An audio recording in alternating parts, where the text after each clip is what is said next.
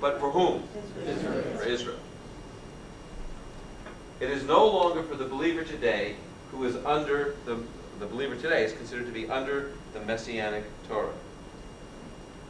Or the law of Christ is how they translate it. Now, there is some basis for this in rabbinic literature. Rabbinic literature says when Messiah comes, he's going to take the 613 commandments and reduce it to 30. Other passages in the Midrash say that the Messiah will change all the laws of sacrifice, even the laws of kosher. That's a minority view. In other words, there's a girl named Deborah Pardo. I think she married a guy named Kaplan. She used to be from Montreal. I think she's in the Philadelphia area now. She wrote a master's thesis on rabbinic understanding of the change of law in the Messianic era. That there was going to be a significant change, and so that there would be a new Messianic Torah, which I think is very significant because what does Paul keep talking about? That we're under the law of Christ. That's how it's written in Greek. The law of Mashiach, which is Messianic Torah. Most dispensationalists would say that the law is revelatory, not regulatory, meaning that it reveals the nature of God's holiness, but it doesn't regulate our lives today any longer. So we should keep reading it to see how holy God was, but it really doesn't have much application to us. Okay? So it looks like this.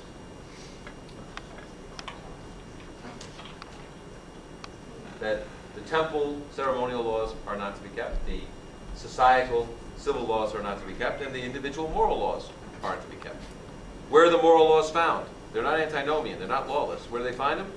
In the New Covenant, the laws that are given there. And some of them repeat things from the Hebrew Bible, the Torah, but nevertheless, we're doing them because they're under the New Covenant.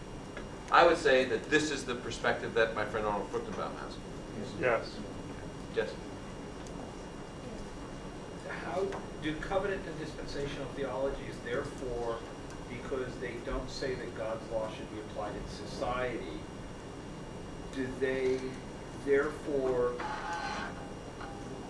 bring an opening for cultural and legalistic relativism? Because they say we can't apply God's law in society unless we as individuals follow them. Yeah, they have a whole different philosophy of law.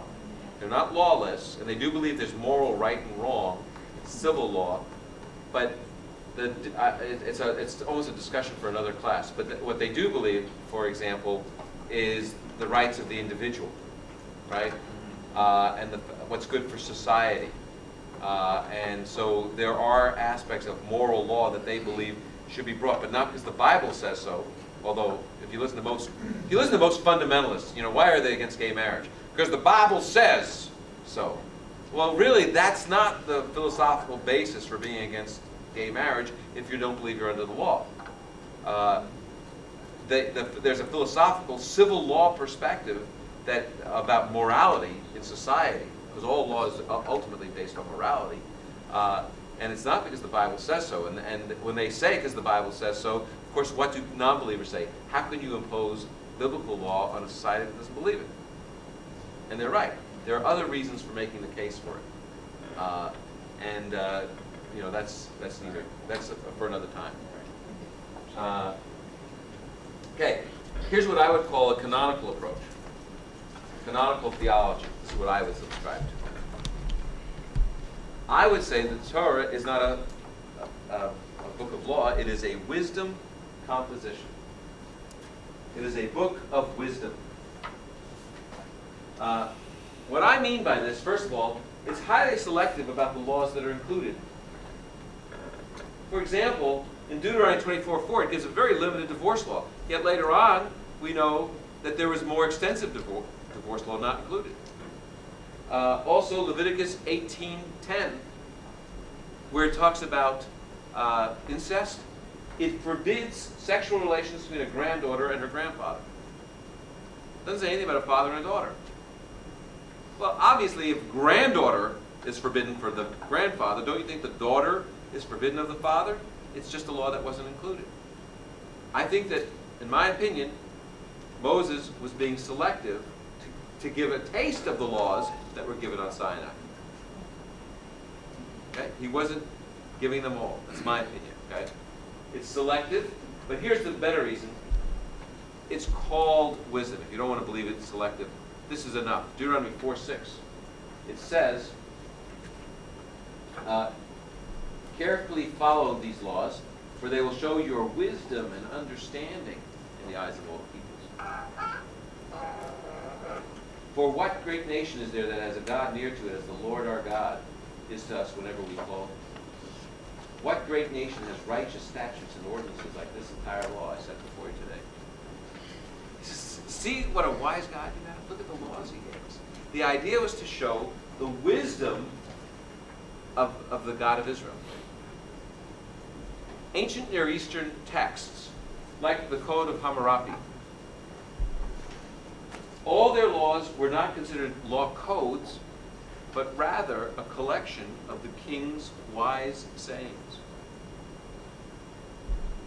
Yes, sir? Does this water down sin, though? Because I can be not wise and not sin. No, I think if you really read the book of Proverbs, the fool is the most sinful person there is. Yeah. You know, the fool has said in his heart, there is no God. The Nabal, the fool, is not, he's morally corrupt. And therefore, I think the reader is called upon to meditate upon this and learn God's wisdom. The reader is called on to meditate on this because it's a book of wisdom. When we read the laws, we're to meditate on God's wisdom. So here's how I think we do it. This is what it looks like. I would say, canonical, probably I would say that we are under the Messianic Torah as a law, but rather, we were never really intended to do it that way. We were rather supposed to look at the wisdom of the Torah and obey the wisdom. And we're still called upon to obey the wisdom of the Torah. We're still under the Torah. It's still God's word. It's still wisdom for us. So, how do you do it? How do you apply it? You have a mitzvah, a commandment. Of course, there's the one way, which is just do exactly what it says. That's the rabbinic way, and more. I'm not sure that's what we should do. Rather, I think what we need to do,